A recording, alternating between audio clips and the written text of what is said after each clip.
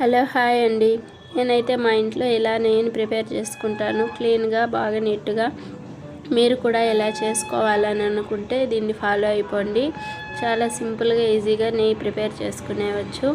First అయితే ఒక వారం నుంచి తీసి పెట్టుకున్న వెన్నని ఇలా మిక్సీలో వేసి కొద్దిగా తిప్పుకుంటుంటే వెన్న సపరేట్ అయిపోయి ఇలా ముద్దగా వస్తుంది. ఈ ముద్దనైతే కొంచెం మామూలు వాటర్లో వేసి కడిగేసుకున్నామంటే నీట్గా వచ్చేస్తుంది, గొజ్జు ఎక్కువ పడకుండా. దీన్నైతే ఒక మందపాటి గిన్నెలో పెట్టుకొని స్లో ఫ్లేమ్లో పెట్టుకొని గ్యాస్ని కొంచెం ఇలా కలుపుకుంటూ తిప్పుకున్నామంటే బాగా నీట్గా మాడకుండా ఇట్లా రెడీ అయిపోతుంది నెయ్యి.